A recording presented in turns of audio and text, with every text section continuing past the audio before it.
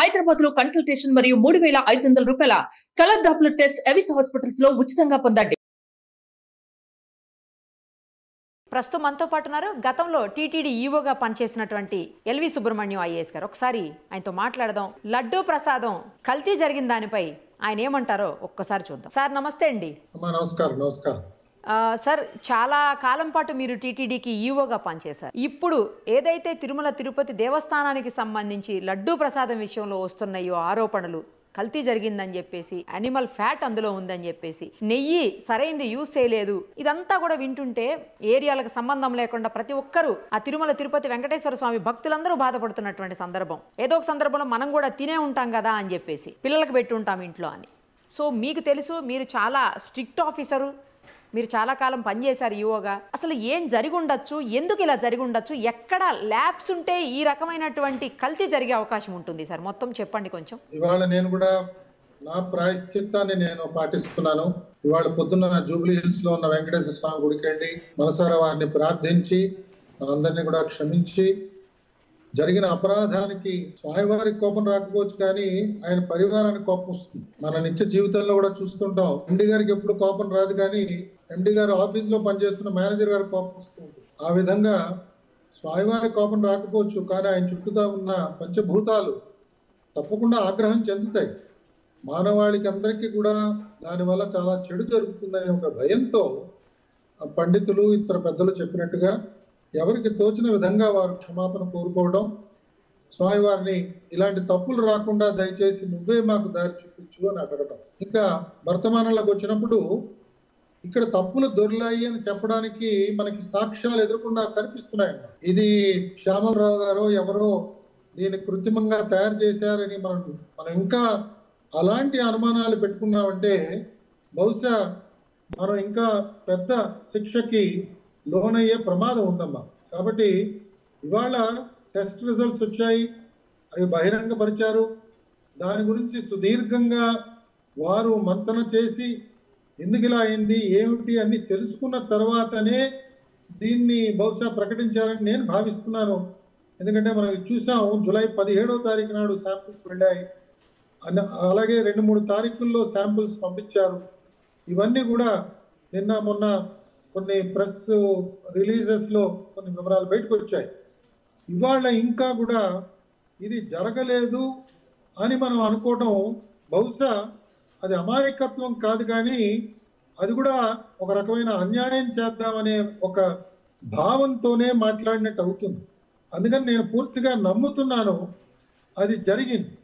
కాకపోతే నాకు తెలియనిది, మీకు తెలియనిది, ఇది కావాలని చేశారా అంటే ఇంత దుర్మార్గం ఒక హైందవ క్షేత్రం మీద చేద్దామని ఒక కసితో ఎవరైనా చేశారా, లేదా వ్యాపార యుక్తంతో ఇంకో 10 రూపాయలు సంపాదిద్దాం, ఇంకో 2 భవనాలు కట్టుకుందాం అనే ఒక అత్యాశతో ప్రైవేటు యాజమాన్యం వారు చేసిన దానికి టీటీడీలో ఉన్న అధికారులు కొంతమంది ఒత్తాసు పలికారా, ఇది మనకి ఇంకా తెలియదమ్మా. ఇది బహుశా ఇప్పుడు ప్రభుత్వం ఏర్పాటు చేస్తున్న స్పెషల్ ఇన్వెస్టిగేషన్ టీంలో ఈ వివరాలని మనకి బయటకు వస్తాయి. కానీ భక్త కోటి అందరూ కూడా ఈ ఒక తప్పిదం జరిగింది, జరగడానికి కారకులు తిరుమల తిరుపతి దేవస్థానంలో ఉన్న కొంతమంది అధికారులు అని నమ్మడంలో ఏమాత్రం కూడా తప్పులేదు. మనం వాళ్ళని వెంబడించి వెంటనే శిక్షించాలి, ఉరి తీయాలి అనే భావాల్లోకి మనం వెళ్లకుండా చట్టరీత్యా తీసుకోవాల్సిన చర్యలు వారి మీద తీసుకుంటారు. ఇది పునరావృతం కాకుండా ఉండాలంటే రాష్ట్ర ప్రభుత్వం ప్రత్యేకంగా ఎలాంటి జాగ్రత్తలు తీసుకోవాలని దాని మీద దృష్టి పెడితే ఇంకా బాగుంటుందని నాకు అనిపిస్తుందమ్మా. సార్, మీరు ఎక్కడో చెప్తుంటే విన్నాను నేను, గతంలో కూడా కొన్ని ల్యాబ్స్ ఉన్నాయని చెప్పేసి మీరు పనిచేస్తున్న సమయంలో ముఖ్యమంత్రికి చెప్పినా కూడా, ఆయన దృష్టికి తీసుకెళ్ళినా కూడా పెద్దగా స్పందన లేదు అని మీరు అంటుంటే మేము విన్నాను. ఏ విషయాల్లో ల్యాబ్సెస్ ఉన్నాయి సార్ అక్కడ? అంటే నేను ప్రధాన కార్యదర్శిగా పనిచేస్తున్న రోజుల్లో నా సమక్షంలో ఒకసారి తిరుమల తిరుపతి దేవస్థానం ధర్మకర్తల మండలి గురించి చర్చ జరిగిందమ్మా. Okay sir. ఎవరో అడగడం, ఎవరినో వెయ్యాలి అనే ఆలోచన రావడం, అప్పుడు సంఖ్యాపరంగా విపరీతంగా పెంచుతున్నప్పుడు నేను గౌరవ ముఖ్యమంత్రి గారికి ఆ రోజుల్లో, సార్ ఇంతమందిని మీరు వేస్తే ఆ తిరుమల క్షేత్రంలో వాళ్ళు పనిచేయడం దుర్లభం అయిపోతుందండి, నాకు అనుభవం ఉంది, నేను చెప్తున్నాను, దయచేసి అంతమందిని వేయకండి, చట్టరీత్యా ఎంతమంది ఉన్నారో వారిని భరించడమే చాలా కష్టం అక్కడ. ఎందుకంటే సర్వసామాన్యంగా ధర్మకర్త మండలిలోకి వచ్చే సభ్యులలో చాలా మంది, అత్యధిక సంఖ్య ఎంతసేపు కూడా వారి మంది మార్పులానికి సేవలు అందించాలి, దర్శనాలు అలా చేయించాలి, వారి మీద కూడా చాలా విపరీతమైన ఒత్తిడి వస్తుంది. కాబట్టి వారందరూ అలా ఆలోచన చేయడం, దానికి అధికారులు ఎలా స్పందించాలో తెలియకపోవడం, ఇంకా కోటా సిస్టమ్ పట్టురావడం, ఒక బోర్డు మెంబర్కి రోజుకి ఇన్ని టికెట్లు, వారానికి ఇన్ని అభిషేకాలు, ఇలా ఏవేవో ఏర్పాట్లు చేయడం, చైర్మన్ గారికి బోర్డు మెంబర్లకి ఒక రకమైన తగువలాట ఉండడం, బోర్డు చైర్మన్ గారు కనుక గట్టిగా లేకపోతే వీళ్ళందరూ ఆయన ఒక ఆట ఆడించడం, ఇవన్నీ కూడా గతంలో అనేక పర్యాయాలు అధికారులు ఇవన్నీ కూడా అనుభవాలన్నీ చూశారు. అసలు ధర్మకర్తల మండలి అంటే ధర్మం ముందు వీరికి తెలియాలి, వీరికి ముందు శాస్త్రం తెలియాలి. వీరు ఎవరికి కూడా అది తెలిసే అవకాశమే లేదు. ఎందుకంటే అసలు వీరు ఎవరికి సమయం ఉండదు. బోర్డు సమావేశానికి వస్తారు కొంతమంది, సమావేశానికి వచ్చి వెంటనే వెళ్ళిపోతారు. కొన్నిసార్లు ఇతర సమయాల్లో వాళ్ళు వస్తారు, కానీ వాళ్ళు ఎవరికి ఏదైనా గ్రంథాలు కూర్చుని చదువుకుందాం, లేదా పెద్దవాళ్ళు ఎవరినైనా పిలిచి వాళ్ళ చేత ఉపన్యాసాలు ఇప్పించుకుందాం, అలాంటి దృష్టి ఉండదు. వారు ఏదో ఒక ఎమ్మెల్యేగా ఎక్కడ ఉంటారు, వారికి ఉండవలసిన కర్మలు వాళ్ళకు ఉంటాయి, వాళ్ళ కార్యక్రమాలు వాళ్ళకి బిజీగా ఉంటారు. పోనీ ఈ విషయాలు తెలిసిన వాళ్ళు బోర్డులో ఎవరైనా ఉంటారంటే, నేను పనిచేసిన 2 సంవత్సరాల్లో, నేను ఎక్కువ కాలం లేదమ్మా, 2 సంవత్సరాల 3 నెలలు మాత్రమే పనిచేశాను. ఆ 2 సంవత్సరాల 3 నెలల కాలంలో నాకు ఒక్క బోర్డు సభ్యుడు కూడా ధర్మం గురించి మాట్లాడటానికి ఎక్కడా కూడా దీని మీద ఆసక్తి చూపించేవారు కాదు. వారి భక్తి ఉండొచ్చు, భక్తి ఉంది తప్పకుండా, అందులో నేను భక్తిని శంకించడానికి నేను ఎవరిని దాంట్లో, కానీ వారికి మార్గం తెలియదు, ఏది సరైన పద్ధతి ఏది సరైన పద్ధతి కాదు కూడా తెలియదు, ఎలాంటి వ్యక్తిగత నియమావళి ఏర్పాటు చేసుకోవాలో తెలియదు. వారిలో కొంతమంది లెటర్ హెడ్స్ అమ్ముకున్న వాళ్ళు కనిపించారు. ఆ అమ్ముకున్న తర్వాత విజిలెన్స్ లో వాళ్ళు దొరకడం, విజిలెన్స్ వారి చేతిలో మనం దొరికితే ఎలాంటి గౌరవ భంగం కలుగుతుంది మనకి. మరి వారిని ధర్మకర్త మండలి అని చెప్పి మనం చెప్తూ ఉంటే ఆ ఆలయానికి అపవిత్రత వస్తుంది కదా. ఇవన్నీ నేను నమరు వేసుకుంటూ, ఇదంత విపులంగా చెప్పలేదు ముఖ్యమంత్రి గారికి, కానీ ఇంతమంది సంఖ్య మీరు దయచేసి పెంచకండి సార్, చాలా ఇబ్బందులు వస్తాయి అక్కడ అధికారులకి, వాళ్ళు ఎవరు పనిచేయలేరు, వాళ్ళు నిరంతరం కూడా వాళ్ళకి క్షోభ పెడతారు వీళ్ళని చెప్తే ఆయన ఒకే మాట అన్నాడు, నేనేం చేయనన్నా, చాలా మంది నా మీద ఒత్తిడి తీసుకొస్తున్నారు అని. ఒత్తిడి తీసుకురావడం సహజం, కానీ ఒక నాయకుడు ఒత్తిడి ఉన్నా కూడా ఎలాంటి వారిని వెయ్యాలి, ఏ స్థానానికి ఎవరిని వెయ్యాలి అన్నది ఆయన సున్నితంగా చూసి జాగ్రత్తగా నిర్ణయం చేయకపోతే ఆ నాయకుడికే తర్వాత భంగపాటు అవుతుంది. చరిత్రలో ఆయన్ని చాలా చాలా హీనంగా చూస్తారు. అందుకని నేను ఆయనకి ప్రాధేయపడ్డాను, కానీ ఆ రోజు ఉపయోగపడలేదు. తదనంతరాన ఆయన ఏం చేద్దాం అనుకున్నాడో ఆ విధంగానే చేశాడు. మనం చూసాం, ఒక 40 మందినో 50 మందినో వేయటం. అసలు అంతమంది కూర్చుని సమావేశం జరపడానికి బహుశా తిరుపతిలో మహతి ఆడిటోరియం పనికొస్తుందేమో, కానీ తిరుమలలో ఉన్న అన్నమయ్య భవన్లో అంతమంది కూర్చోలేరమ్మా. ఇంతమంది తయారయ్యేప్పటికీ అక్కడ చీఫ్ ఇంజనీర్ గారికి, సరే జేఈఓ గారి పరిస్థితి అగమ్య గోచరంగా అయిపోతుంది. ఎందుకంటే ఈ తాకిడంతా కూడా జేఈఓ తిరుమల మీద ప్రత్యేకంగా పడుతుంది. ఇది నేను ఊహించి ఆయనకి చెప్పడానికి ప్రయత్నం చేశానమ్మా. సార్, అన్య మతస్థుల విషయంలో కూడా మీరు ఏదో కొంత అసంతృప్తికి లోనైనట్లు అప్పుడు విన్నాం సార్, నిజమేనా సార్? అక్కడ ఉద్యోగం చేసేవాళ్ళు. అవునమ్మా, తప్పకుండా అమ్మా. ఉద్యోగం చేస్తున్నప్పుడు ఒకసారి ఎక్కడో పాంఫ్లెట్లు దొరికాయి. పాంఫ్లెట్లు దొరికితే ఆ పాంఫ్లెట్లు వెంటనే ఎంక్వైరీ చేసి ఎవరు వేసి ఉంటారా అని కొంతమంది మీద అనుమానాలు పడి వాళ్ళ మీద ఏదో ఎంక్వైరీలు చర్యలు తీసుకోవడం ప్రారంభించాం. దురదృష్టవశాత్తు మనకేమవుతుందంటే ఉద్యోగస్తుల్లో కొంతమందికి వాళ్ళ సర్వీస్ రిజిస్టర్లో హిందువులు అని రాసి ఉంటుంది, కానీ కాలాంతరాన వాళ్ళకున్న ఆకర్షణలు కావచ్చు, వారి జ్ఞానం కావచ్చు, ఏదేమైనా కూడా వారు మత మార్పిడికి లోనైనప్పుడు వారిని తిరుమల తిరుపతి దేవస్థానం లేదా మన దేవాలయాల్లో, హిందూ దేవాలయాల్లో వారికి ఉద్యోగం నుంచి వారిని వెంటనే తీసేయగలిగే అధికారం చట్టరీత్యా వెంటనే చేయవలసిన ఆవశ్యకత ఉన్నది.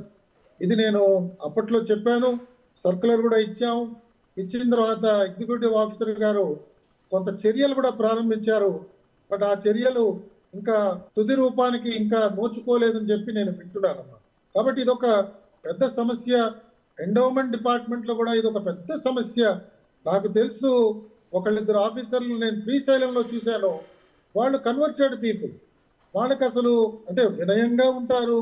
ఉన్నతాధికారులు వచ్చినప్పుడు అంతా బాగానే ఉంటుంది, కానీ నాతో ఎవరు కూడా పరాచకాలు ఆడటానికి ఉండదు. కానీ సామాన్యమైన భక్తులతో, వారి ఉద్యోగస్తులతో, వారి నిత్య జీవిత ఒక శైలిలో మనకు ఆ భక్తి భావం కనిపించదు. కొన్ని సందర్భాల్లో అప్పుడప్పుడు చూస్తుంటాం, జీన్ ప్యాంట్స్ టీ షర్ట్స్ వేసుకుని వచ్చేస్తుంటారు ఉద్యోగాలు. మరి వారికి ఆహార్యం ఎంతో ముఖ్యం. ఎలాగైతే అర్చకుడికి మనం ఇవాళ పెట్టుకుంటున్నామో అలాగే అధికారులు కూడా ఒక నియమ నిబంధన పెట్టుకోవాలి. వారిని చూస్తే తప్పకుండా భక్తులందరికీ ఒక నమ్మకం కలగాలి. ఆ విధంగా చేయాలంటే చట్టరీత్యా కూడా కొన్ని మార్పులు తీసుకురావాలి. అలాంటి ఉద్యోగస్తులు లేకపోతే తిరుమల తిరుపతి దేవస్థానం కానీ ఇతర ప్రముఖమైన దేవాలయాలు కానీ ఏం కూలిపో. మనకి ఇన్ని వేల మంది, ఇన్ని లక్షల మంది ఇవాళ ఉచితంగా దేవాలయాలకు వచ్చి సేవ చేస్తున్నారు. వారికి ఈ మరిన్ని బాధ్యతలు అప్పగించి వారి ద్వారా కూడా సేవలు చేయించుకోవచ్చు.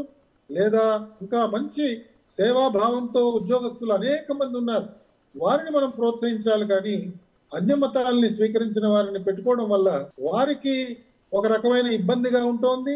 వారి ఉద్యోగ భద్రత పోతోందేమో అనే ఒక భయంతో కూడా కొన్నిసార్లు చేస్తున్నారు. కాబట్టి వేరే ఉద్యోగం ఏదో ఇవ్వండి, ఇతర డిపార్ట్మెంట్స్ తీసుకెళ్ళండి. అంతేగాని దేవాలయాల మీద వీళ్ళ వృత్తి, వీళ్ళ వల్ల అసంపూర్తిగా అనేక కార్యక్రమాలు ఉండిపోతున్నాయి. ప్రధానంగా నేను చూస్తున్నది ఏమవుతుందంటే, ఒక అధికారి ప్రవేశపెట్టిన మార్పులు రెండవ అధికారి వచ్చి వాటికి తిలోదకాలు ఇస్తున్నాడు. కంటిన్యూటీ అన్నది వాళ్ళ ఎండోమెంట్స్లో కానీ టీటీడీలో కానీ మనకి కనిపించటం లేదు. ఇది చాలా చాలా దురదృష్టకరమైన విషయం. మా అందరికీ సివిల్ సర్వీస్లో ట్రైనింగ్లో చెప్తారు, నీ ముందు పనిచేసిన వాళ్ళతో నువ్వు సంబంధం పెట్టుకోవాలి, నీ తర్వాత పనిచేసిన వాళ్ళకు కూడా నీకు కావాలంటే సలహా ఇవ్వాలి అని. కానీ ముందు పనిచేసిన వాళ్ళతో మనం సంబంధం పెట్టుకున్నా, నా తర్వాత పనిచేసిన వాళ్ళు నా సలహాని అడగకపోతే నేను బహిరంగంగా బయటకు పరిగెత్తుకొచ్చి నేను సలహాలు ఇవ్వడానికి రెడీగా ఉన్నాను, దయచేసి నా దగ్గర రండి అని నేను ఎలా అడుగుతాను? కాబట్టి మేము ఒకనొక సమయంలో, మీరు సమయం ఇస్తే చెప్తాను, మేము టీటీడీ ఎగ్జిక్యూటివ్ ఆఫీసర్ల కింద ఎవరెవరు పనిచేశారో వారందరినీ కూడా ఒక కొలీజియం లాగా ఏర్పాటు చేసి వారందరి యొక్క సలహా మేరకు ఎగ్జిక్యూటివ్ ఆఫీసర్ని పోస్టింగ్లు ఇస్తే బాగుంటుంది అని కూడా మేము ఆ రోజుల్లో అనుకున్నామమ్మా. ఇప్పుడు ఆ రోజుల్లో మా అందరికీ పెద్ద దిక్కు పివిఆర్కే ప్రసాద్ గారు, ఆ తర్వాత ఎంవిఎస్ ప్రసాద్ గారు, ఏపీవెన్ శర్మ గారు, అలాగే సోదరుడు రమణాచారి, కృష్ణయ్య గారు, ఐవి సుబ్బారావు గారు, అలాగే అజయ్ కల్లం గారు, ఇలాగా కొంతమంది ఇంతకు పూర్వం పనిచేసిన వాళ్ళు ఎవరెవరైతే ఉన్నారో వారిలో మీకు నచ్చిన వారిని కొంతమందిని తీసుకుని, ఒక ముగ్గురు నలుగురునో తీసుకుని ఒక కొలీజియం లాగా ఏర్పాటు చేసి వారికి ఎగ్జిక్యూటివ్ ఆఫీసర్ యొక్క పనితీరుని ఎప్పటికప్పుడు విశ్లేషణ చేయడం, అలాగే ఎగ్జిక్యూటివ్ ఆఫీసర్కి ఒకవేళ ఏమైనా అనుమానాలు ఉంటే వాటిని జాగ్రత్తగా పరిశీలన చేసి చెప్పడం ఒక రకమైన ఒక బాధ్యత మాత్రమే, కానీ అధికారం కాదు. ఎగ్జిక్యూటివ్ ఆఫీసర్ ఏసీఆర్లు రాయడం కానీ, ఎగ్జిక్యూటివ్ ఆఫీసర్ని ట్రాన్స్ఫర్ చేయడం కానీ ఇలాంటి కుచితమైన ఆలోచన నా మనసులో లేదమ్మా. వాళ్ళకి మనం ఏ విధంగా ఆలోచనలు ఎలా రేకెత్తించాలి, ఇంతకు పూర్వం ఎలా జరిగింది, ఆ రోజుల్లో ఉన్న ఎగ్జిక్యూటివ్ ఆఫీసర్ గారు ఏ విధమైన ఆలోచన చేశారు, అది ఎందుకు మనం మానేస్తున్నాం, దీన్ని మనం ఒకసారి కంటిన్యూ చేస్తే బాగుంటుంది కదా అని చెప్పగలిగితే అప్పుడు ఆయనకు కూడా ఒక ఆలోచన వస్తుంది. ఇప్పుడు ఉదాహరణకి శ్యామలరావు గారిని తీసుకుంటే మొన్నటిదాకా ఉన్నత విద్యలో ఉన్నారు ఆయన. ఆ ఉన్నత విద్యలో ఎలాంటి ప్రమాణాలు సాధించాలి, ఆ విశ్వవిద్యాలయాలన్నీ ఎలా నడిపించాలి అన్న దాని మీద ఆయన పూర్తి దృష్టి పెట్టుంటాడు. తిరుమల తిరుపతి దేవస్థానంకి రాగానే ఆ మరుక్షణం నుంచి మనం అన్నీ కూడా ఆయనకి తెలిసిపోవాలని అంటాం. ఎలా ఆయనకి తెలుస్తాయి, ఎవరు చెప్తారు? చైర్మన్ గారు లేరు. చైర్మన్ గారు ఒకవేళ ఉన్నా కూడా ఆయనకి పరిజ్ఞానం తెలియదు. నాలాంటి వాళ్ళు ఎవరైనా వెళ్ళి ఆయనతో మాట్లాడాలన్నా కూడా ఒక గంట అరగంట పాపం ఆయనకున్న సమయాన్ని ఆయన గౌరవంతో నాకు ఇచ్చి మాట్లాడించుకోవడం జరుగుతుంది. కానీ ప్రతిరోజు ఒక సంఘటన జరుగుతుంది, ప్రతిరోజు ఒక అనుభవం వస్తూ ఉంటుంది. ఎవరిని ఎక్కడ ఏర్పాటు చేయాలి, ఏ అధికారికి ఏ బాధ్యత ఇవ్వాలి, దాని మీద కూడా కొన్నిసార్లు తప్పుడు సూచనలు వారికి అందే ప్రమాదం ఉంటుంది. రాజకీయ లబ్ధి కోసం కొన్ని పోస్టుల్లో కొంతమంది వచ్చి కూర్చుంటుంటారు. వాళ్ళ వల్ల చాలా సమస్యలు వస్తుంటాయి. ఇవాళ ప్రస్తుతం తిరుమల తిరుపతి దేవస్థానంలో అదొక పెద్ద వివాదం కింద మారిపోయింది. ప్రతిసారి సోషల్ మీడియాలో చదువుతున్నప్పుడు పాత రోజుల్లో ఉన్న వాళ్ళే ఇంకా ఉన్నారు, వాళ్ళే ఇంకా ఆధిపత్యాన్ని చెలాయిస్తున్నారు అని దీని మీద విశేషంగా అనేక మీడియా పోస్టులు వస్తున్నాయి. కాబట్టి వీటి మీద ఈఓ గారికి అవగాహన రావాలన్నా, జాయింట్ ఈఓ గారు అలాగే ప్రస్తుత అడిషనల్ ఈఓ గారు వారికి అవగాహన రావాలన్న సమయం ఏర్పడుతుంది. ఈ సమయంలో వారి కింద ఉన్న ఉద్యోగస్తులు ఏ విధమైన వారు, వారి శీలం ఎలాంటిది, వారు ఎంత నిర్భయంగా వీరికి చెప్పగలరు, ఇవన్నీ కూడా కొన్నిసార్లు ఒక లాటరీ టికెట్ లాగా ఉంటుంది. కాబట్టి అది కొన్ని తీవ్రమైన సమస్యలకు కూడా దారి తీస్తుందన్నమాట. ఇది నాకున్న ఆలోచన. కొలీజియం లాగా ఏర్పాటు చేయాలి. ఇంకొక నిమిషం మీ సమయం తీసుకుంటాను. ఉదాహరణకి గతంలో పలమనేరులో మేము మన దేశవాళీ ఆవులతో ఒక పెద్ద డైరీ ఫార్మ్ ఏర్పాటు చేసుకుని మనకి కావలసిన పాలు, మనకి కావలసిన నెయ్యి మనమే ఉత్పత్తి చేసుకుంటే బాగుంటుంది కదా అని ఆ రోజుల్లో పావులు కదపడం జరిగింది. చాలా మంచి ఆలోచన. నేను చెప్పేది 2011, 2013 ఆ సమయంలో. ఆ రోజుల్లో పలమనేరులో ప్రభుత్వ భూములు కొంత ఇచ్చారు. ఫారెస్ట్ డిపార్ట్మెంట్ దగ్గర ఉన్న రెవెన్యూ ల్యాండ్స్ కొన్ని ట్రాన్స్ఫర్ చేశారు. ఆ ల్యాండ్స్ అన్ని నేను వెళ్ళి సూపర్వైజ్ చేసి అవన్నీ ఇన్స్పెక్ట్ చేసి చాలా బాగుంటుంది, బెంగళూరులో రోడ్లో ఉంది, బెంగళూరుకి ఎగ్జాక్ట్ గా 100 కిలోమీటర్స్ దూరం, ఇక్కడ పెడితే బాగుంటుంది. అలాగే ఆ దారంబడైపోతున్న భక్తులకి అక్కడెక్కడైనా కొంత నివాస స్థలం కూడా ఏర్పాటు చేస్తే ఆ భక్తులు వచ్చి ఆ గోసేవలో కూడా వాళ్ళు పాల్గొంటారు. అలాగే తిరుమల దేవాలయాల్ని విచ్చేస్తున్న పుణ్యపురుషులు, పీఠాధిపతులు వారందరూ కూడా వారు బస చేయడానికి వారికి కావాల్సిన పర్ణశాలలు అక్కడ కొన్ని పెడితే వారు కూడా వచ్చి అక్కడ ఉండొచ్చు. కొన్నిసార్లు చాతుర్మాస దీక్ష వారు అక్కడ చేయొచ్చు అని ఇలాంటి కొన్ని ఆలోచనలు ఆ రోజులో చేశాం. బట్ దాని తర్వాత మళ్ళీ ఆలోచన ఏమైందో ఎవరికి తెలియదు. సో ఈ కంటిన్యూటీ లేకపోవడం వల్ల కూడా తిరుమల తిరుపతి దేవస్థానం లాంటి సంస్థల్లో రావలసిన మార్పు రావట్లేదు. కొన్నిసార్లు భక్తులకి దీనివల్ల తీవ్రమైన ఆందోళన కూడా చెందుతున్నారమ్మా. సార్ ఒక్క విషయం చెప్పండి, ఏంటంటే ఇప్పుడు ఈవోగా మీరు ఎప్పటికప్పుడు చెకింగ్స్ అంటే నాణ్యమైన నెయ్యి వెళ్తుందా, కరెక్ట్గా వెళ్తుందా, లేకపోతే మధ్యలో ఎవరన్నా కల్తీ చేస్తున్నారా, లేకపోతే అసలు రావడమే కల్తీగా వస్తుందా, దీన్ని ల్యాబ్కు పంపించడం, టెస్ట్ చేయటం, ఇలాంటివన్నీ కూడా ఈవోల పర్యవేక్షణలో జరుగుతాయండి, లేకపోతే అసలు ఈవోలు ఏమి ఇన్వాల్వ్ గారా? అంటే పర్యవేక్షణ చేయడానికి వివిధ స్థాయిల్లో అనేక మంది అధికారులు ఉన్నారమ్మా. Right sir. మనకి పోటూలో ఒక ఏఈఓ ఉంటారు, పోటూరు ఆయన చూస్తూ ఉంటాడు. జేఈఓ గారు అక్కడే ఉంటాడు, ఆయన తిరుమల క్షేత్రంలోనే ఆయన హెడ్ క్వార్టర్స్. వీళ్ళిద్దరికీ కూడా ప్రధానమైన బాధ్యత. ఇది కాకుండా పోర్టు వర్కర్స్ అందరికీ కూడా వారు ఒక క్షణంలో చెప్పేయగలుగుతారు, నెయ్యిని చూసి దీంట్లో ఎలాంటి నాణ్యత ఉన్నది అని చెప్తారు.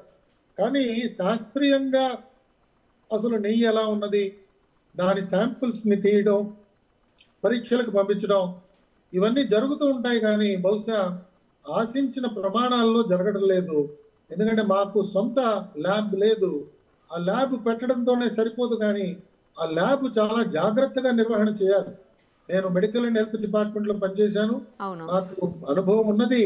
ప్రభుత్వం నడిపిస్తున్న మెడికల్ ల్యాబ్స్ లోనే వాళ్ళ చాలా సమస్యలు వస్తున్నాయి. నాకు జ్ఞాపకం, కరీంనగర్ జిల్లాలో ఒకసారి అందరికీ ప్లేట్లెట్లు సరిపోవట్లేదని చెప్పి పెద్ద బీభత్సం అయిపోయింది. ఎంత పెద్ద సమస్య అయిందంటే ఆ రోజుల్లో సందీప్ సుల్తానియా అని చెప్పి కలెక్టర్ ఉండేవాడు. ఆయన కరీంనగర్ లో ఉన్న ఇండోర్ స్టేడియంలో ఒక 100 పడకలు వేసి ప్రతిరోజు ఒక 100 మంది యువతలను తీసుకొచ్చి యువకుల్ని వాళ్ళందరి దగ్గర ప్లేట్లెట్స్ డొనేట్ చేయించి సరఫరా చేసేవాళ్ళు. ఇది ఈ ప్రహసనం ఒక 2 వారాలు జరిగిన తర్వాత మేము గ్రహించింది ఏమిటంటే ఆ ప్లేట్లెట్లు టెస్ట్ చేసే మెషిన్ క్యాలిబ్రేట్ చేయలేదు. దాంతో ఆ మెషిన్ లో ఉన్న లోపం వల్ల మాకు నాణ్యత ప్రమాణాలు పడిపోయినాయి. దానివల్ల మేము ప్లేట్లెట్ కౌంట్ చెక్ చేయడం కూడా తప్పుగా చేస్తున్నాం. చూడండి, ఒక జిల్లా స్థాయిలో ఉన్న ఒక లాబొరేటరీలో ఇలాంటి సమస్యలు వస్తున్నాయి. మనం చాలా తేలిగ్గా బెస్ట్ ప్రాక్టీసెస్ పెట్టచ్చు కదండి అని మనం వెంటనే సలహాలు ఇవ్వచ్చు. కానీ ఎంత బెస్ట్ ప్రాక్టీసెస్ పెట్టినా దాన్ని ఆచరించడానికి కావలసిన ఉన్నత ప్రమాణాలతో ఉద్యోగాలు చేయగలిగే ఉన్నతాధికారులు మనకు కావాలి. మనం అంతమందికి జీతాలు ఇచ్చి పెట్టుకోలేం. ఒక పక్క ప్రభుత్వం యొక్క వాదన ఏమిటంటే అడ్మినిస్ట్రేటివ్ కాస్ట్ తగ్గాలి అని ఈ నినాదంతో మన రాష్ట్రంలో మనం ప్రత్యేకంగా గత 15 సంవత్సరాల నుంచి కూడా అనేక పోస్టులు నింపలేదు, అనేక మందికి ప్రమోషన్లు ఇవ్వడం లేదు, అనేక మందికి రిక్రూట్మెంట్ చేసుకోవట్లేదు.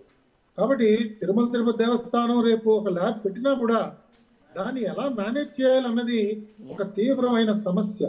దాన్ని జాగ్రత్తగా పరిశీలన చేయకపోతే అక్కడ స్థానికంగా ఉన్న వాళ్ళు ఇంకా వాళ్ళకి ఇబ్బంది లేదని చెప్పి ఆ రకమైన పనితీరు కూడా చూపిస్తే దానివల్ల కూడా సమస్యలు వస్తాయి.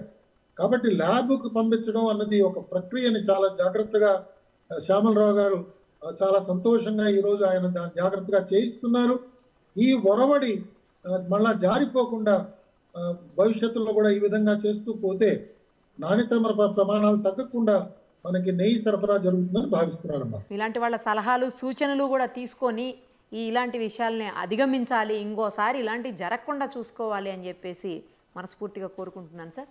Thank you so much. తప్పకుండా. నమస్కారం. గోవిందా.